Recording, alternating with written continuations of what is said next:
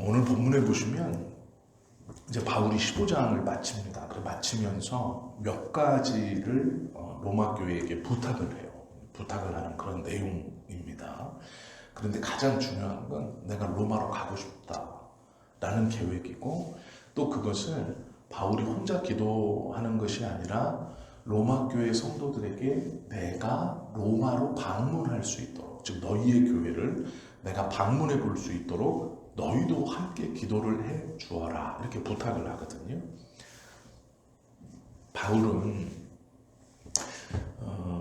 로마 교회를 가기를 정말 원했습니다. 그런데 결국 하나님이 보내시진 않으셨어요. 로마 교회로 못 가봤는데, 원래 바울의 계획은 1차, 2차, 3차, 우리가 보통 바울은 1, 2차 선교 여행을 마치고 예루살렘으로 왔다가 예루살렘에서 잡혀서 로마로 압송돼요. 우리가 알고 있는 이 섬에 불시착해서 거기서 추장의 아버지를 고치고 그 다음에 로마로 압송돼요. 그러니까 크게 보면 그것 또한 복음을 전하는 길이라고 해서 3차라고 얘기하는데, 요즘에 이제 젊은 신학자들은 바울의 이 선교 여행을 4차로 얘기합니다. 3년씩 끊어요. 그래서 처음에 1차가 45년부터 48년까지 이 갈라디아 지방을 중심으로 복음을 전했던 걸 1차로 봐요. 그리고 2차를 50년부터 53년까지 헬라 지역을 중심으로 복음을 전했던 걸 2차로 보고, 3차를 54년부터 57년에 이르기까지 예배소에 머물면서 3년 동안 가르쳤던 걸 따로 떼서 3차 전도 여행이라고 봐요. 그리고 오늘 이 로마서는 고린도에서 겨울을 나는 동안 이 고린도에 머물면서, 겨울이 돼서 항구가 다 얼어붙기 때문에 배로 이동할 수가 없었습니다. 그래서 겨울을 나는 동안 고린도에서 로마에 편지를 보내는 3개월, 그 3개월 기간에 쓴 거예요. 이게 로마서인데요.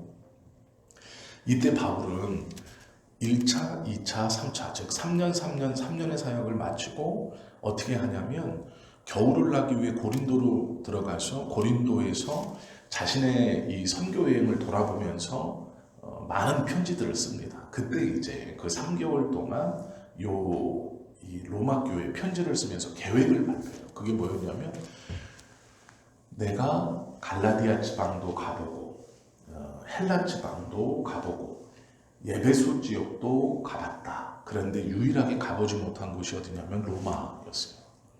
바울은 로마로 가기로 정말 소원하고 몇 번씩이나 시도했지만 하나님이 그때마다 환상 중에 마케도니아로 틀기도 하시고 폭풍으로 길을 막기도 하시고 하셔서 결국 못 가봤습니다.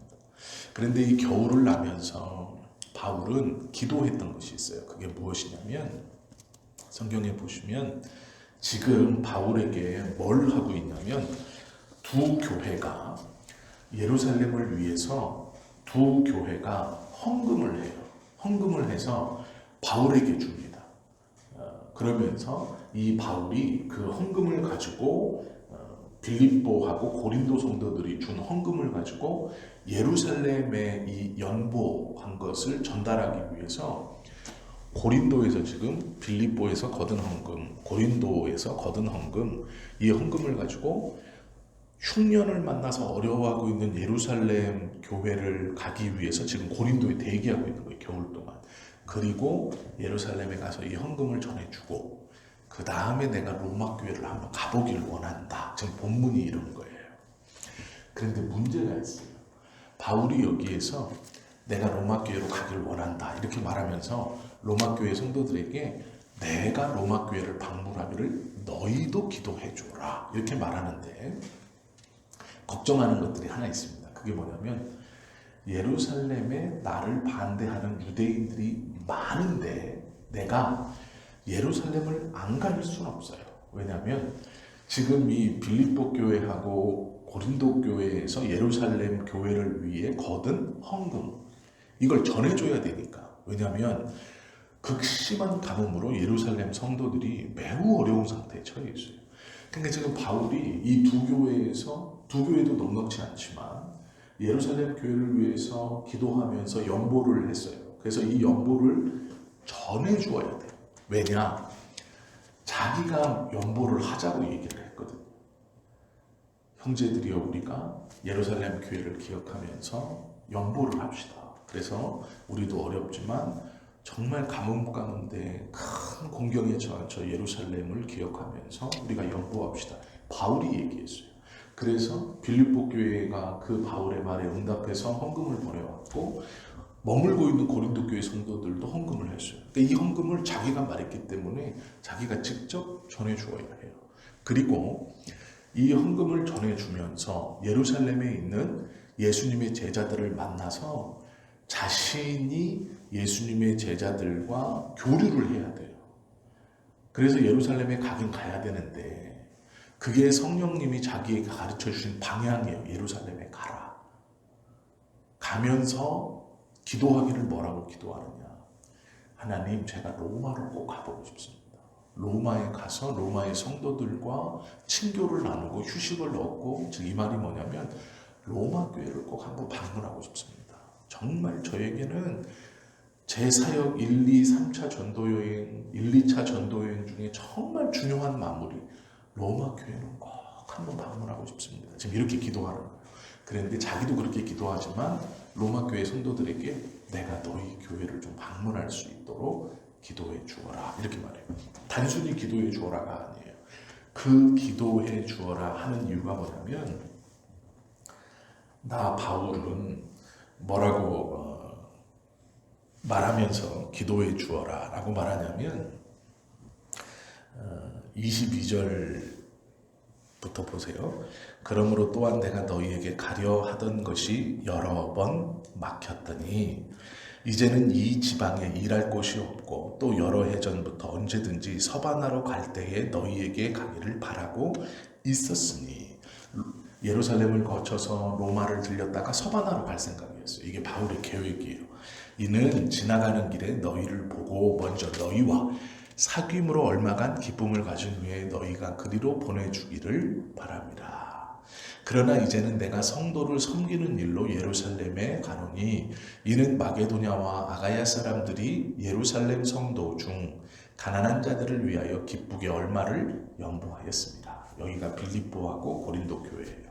저희가 기뻐서 하였거니와 또한 저희는 그들에게 빚진 자니, 만일 이방인들이 그들의 영적인 것을 나눠 가졌으면 육적인 것으로 그들을 섬기는 것이 마땅하니라.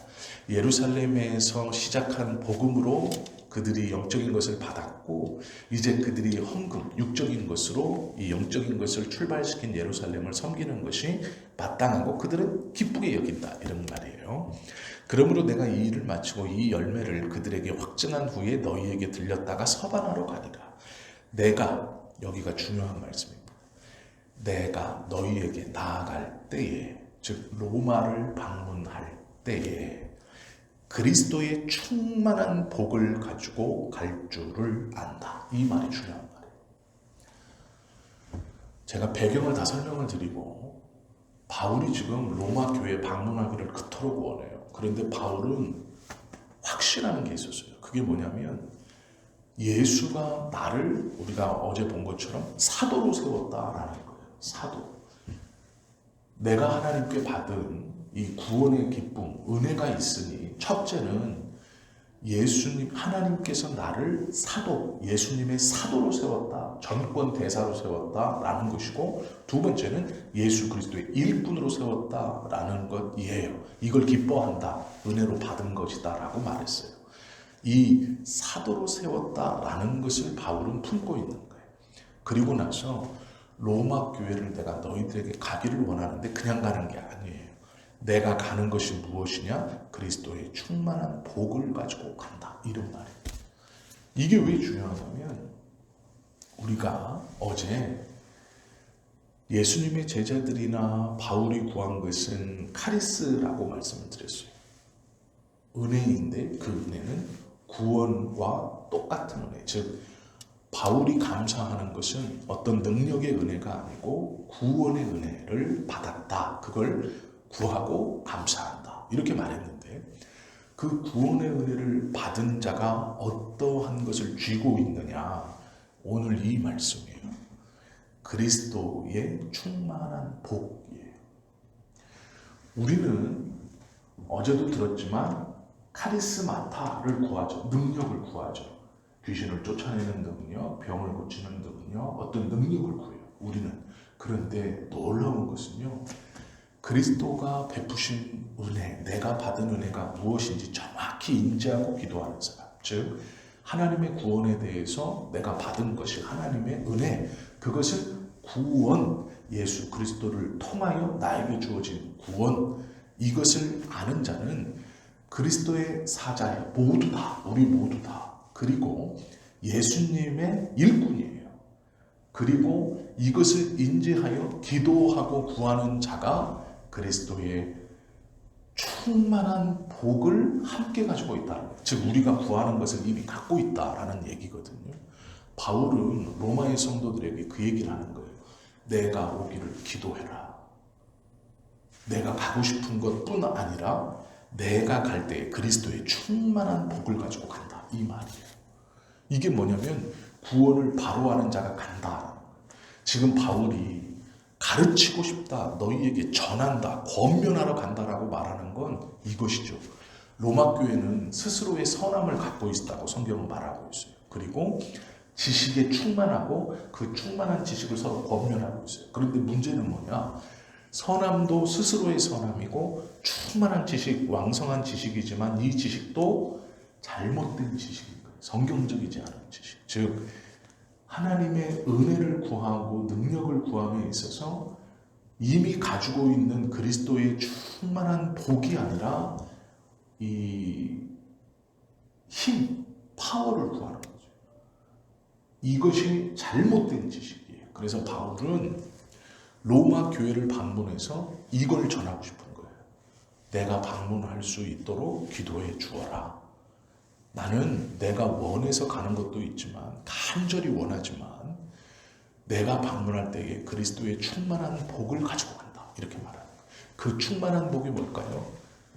하나님께 받은 은혜가 무엇인지를 정확히 구별하게 해준다라는 거예요. 이미 우리가 가지고 있는 것이 무엇인가, 그것이 어떤 능력인지를 깨닫게 해주는 그 가르침, 하나님의 정권 대사의 신분으로 간다. 즉 사도의 신분으로 간다. 이걸 너희에게 복이다. 너희가 깨닫게 될 것이고 변하게 될 것이고 알게 될 것이다. 이렇게 말하고 있는 거거든요. 바울이 말하는 그리스도의 복은 어려운 것이 아니죠. 천국의 비밀을 전하는 축복의 사자이고 평안을 전하는 평안의 사자이고 하나님의 말씀을 전하는 말씀의 사자로 가는 거예요. 사르밧 과부가 한 줌 남은 밀가루 가지고 떡을 만들어서 자기하고 자기 아들하고 먹고 그냥 죽으려고 했을 때 엘리야가 그 과부에게 두려워 말고 가서 내 말대로 하려니와 그것으로 나를 위하여 작은 떡 하나를 만들어 4개로 가져오고 그 후에 너와 내 아들을 위하여 만들라. 지금 한 줌밖에 없어요. 이 가루가 많아가지고 떡을 몇 개 만들 수 있는 게 아니라 하나예요. 그래서 나뭇가지 몇 개 주워다가 이거 떡 만들어서 먹고 죽으려고 했어요. 그런데 엘리야가 뭐라 그러냐면 두려워하지 말고 걱정하지 말고 나를 위해서 떡을 만들어 갖고 오고 그 다음에 너희를 위해서 만들라. 없거든요. 그런데 나를 위해서 가져오고 너희를 위해서 만들어라 이렇게 말해요. 엘리야가 왜 이렇게 담대할까요? 하나님이 이 엘리야가 이 과부를 만나기 전에 말씀하셨어요. 사르밧 지방에 가면 여인 하나가 있을 것인데 그 여인이 과부일 것이고 그에게 몸을 의탁해라. 그 집에 들어가서 먹고 마셔라라고 말해요. 이게 사자예요. 하나님께서 권한을 주신 사람이에요. 그러니 엘리야가요, 그 상황을 모르는 게 아니죠. 그 흉년 때에 그 과부가 나뭇가지 몇 개 주워서 마지막으로 떡 하나 만들어서 자기 자녀하고 나눠 먹고 이제 굶어 죽으면 그냥 끝나는 삶에서 담대히 말해요. 나로 우선 먹게 하고 그 다음에 너희를 위해 만들라. 나로 우선 먹게 하면 끝나는 거예요. 거기서 눈에 보이는 거. 이것이 하나님의 음성을 듣고 하나님의 부르심을 받고 선택을 받은 사람들의 고백이에요. 그리스도의 충만한 복이라는 것이죠. 우리가 그런 사람들이다라는 거예요. 하나님의 은혜, 즉 구원을 받은 우리는 이미 그리스도의 충만한 복을 가지고 있는 사람들. 그런데 왜 그것을 사용하지 못하고 움츠려들면서 세상을 향해서 어떤 밀어 닥친 영적으로 우리를 누르고 어렵게 하고 고통스럽게 하는 것이 있을 때 우리가 그리스도의 충만한 복이 이미 우리 안에 주어졌다는 것을 알지 못하고 자꾸 능력을 구하는 거예요. 이것을 이겨나갈 수 있는 능력, 이것을 극복할 수 있는 능력, 이것을 어떻게 바꿀 수 있는 능력만을 자꾸 구해요. 그것이 잘못된 거예요. 우리가 받은 은혜가 능력을 구할 수 있는 은혜를 받은 게 아니라 하나님의 자녀가 되는 은혜, 이미 그가 구원의 능력으로 가지고 있는 것이다. 성경은 말하고 있어요. 바울은 로마의 성도들에게 그걸 말하고 있는 거예요. 우리도 기도하실 때 꼭 기억하셔야 돼요. 내가 기도하는 것이 어떤 큰 변화가 있을까? 내가 기도하는 것이 뭐 얼마나 중요할까? 그렇지 않아요. 내 입으로 내 자녀를 위해서 기도하는 그것은 그리스도의 충만한 복을 선언하는 것이고, 내가 나의 신분을 분명히 알고 기도하는 것은 그것은 그에게 하나님이 나에게 주신 그 은혜를 사용하는 거예요. 그 자신감이 내게 있을 때 우리의 기도가 그에게 그 능력으로 나가는 거예요. 사르밧 과부에게 엘리야가 한 선언이 그대로 이루어지는 것과 같은 것이죠. 그런데 자꾸 우리 아이에게 그런 자신감 없이 하나님 이런 것들 주세요. 내가 누구인지 모르고 자꾸 그렇게 하는 건 아무 소용없는 짓이에요. 어쩌면 지성이면 감천이라고 내가 뭐라도 그냥 한 방향으로 열심히 하면 뭔가 되겠지. 안 돼요. 하나님은 그런 분이 아니에요. 하나님은 명확한 지정의 안에서 역사하시는 분이지, 내가 잠결에 그냥 요상이 뭔가 하나 중얼중얼 되는 걸 들으시고 응답하시는 분이 아니에요. 명확한 지식 아래, 깨달음 아래 선언하는 거예요. 그래서 하나님의 말씀을 잘 듣고 그걸 소화시키고 내 것으로 만들어야 선언할 수 있는 거예요. 오늘 바울이 15장을 마감하면서 로마 성도들에게 기도를 부탁하면서 그냥 내가 가고 싶다, 내 생각이다만이 아니고 그리스도의 충만한 복을 가지고 간다라는 것이 어떤 의미인지, 14장에서 15장에서 왜 이거를 가르치고 있는지를 명확하게 알아야 한다라는 것이죠. 우리도 그런 은혜를 받은 사람이다. 그러므로 우리가 그 마음을 가지고 가정을 위해서, 자녀를 위해서, 남편을 위해서, 우리의 삶의 터전을 위해서, 교회를 위해서 기도하는 거예요. 이 말은 선언하는 거예요. 하나님께서 나에게 주신 그 은혜가 곧 그리스도의 충만한 복이기 때문에 그것을 받은 자가 선언하는 거예요. 하나님께서 이루어 주실 것이기 때문이죠.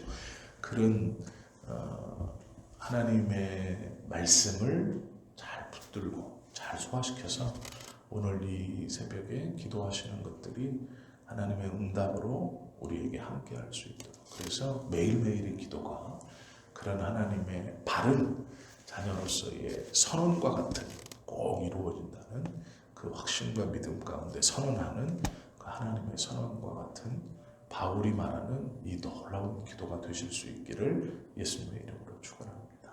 기도드립니다.